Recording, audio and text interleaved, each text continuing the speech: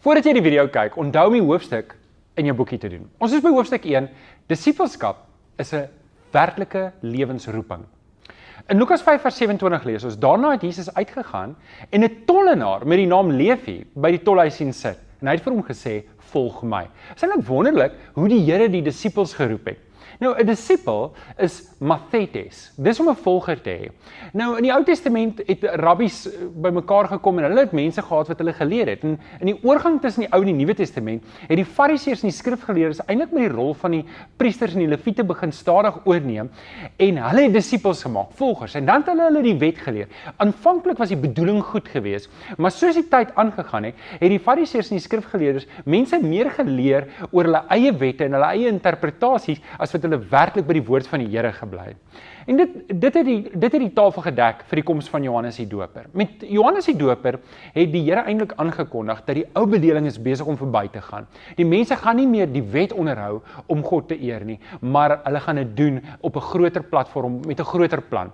Die Here wou as te ware die evangelie oopmaak vir die hele wêreld.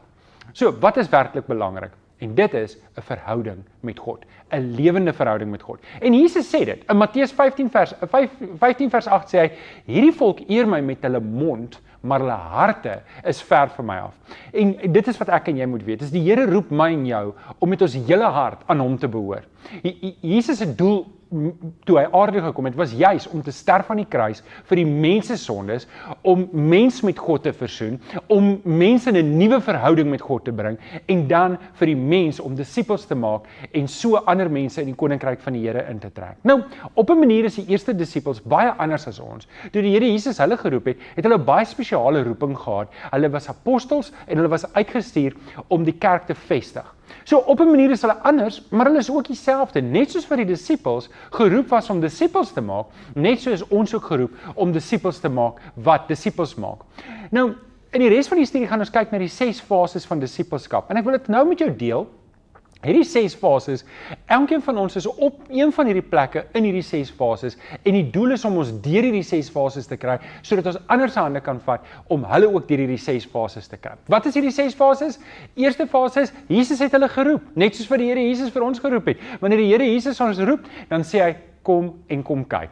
Die tweede fase is, Jesus het hulle net die pad gewys. Hulle het saam met Jesus gestap en Jesus het hulle gewys die wonderwerke en die dinge wat hy kan doen. Die derde fase is, Jesus het hulle geleer. Hy het hulle lank geleer en hy het hulle oor 'n tydperk van 3 jaar baie belangrike dinge geleer. En dan die vierde fase is, Jesus het hulle uitgestuur na al die klein dorpies toe, sodat hulle dit wat hulle geleer het vir die mense kon leer. Maar Jesus het hulle ook bemagtig en bekragtig om die werk te doen.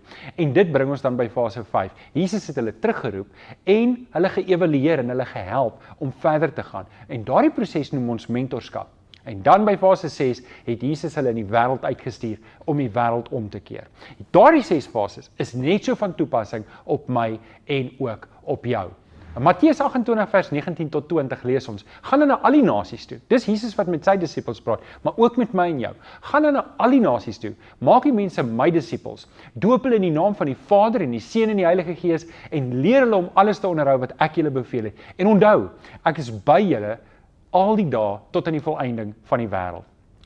Miskien kan ek jou los met hierdie aanhaling. God does not call the equipped, he equipped the called. Ek wil jou uitdaag om ja te antwoord op Jesus se roepstem tot disippelskap.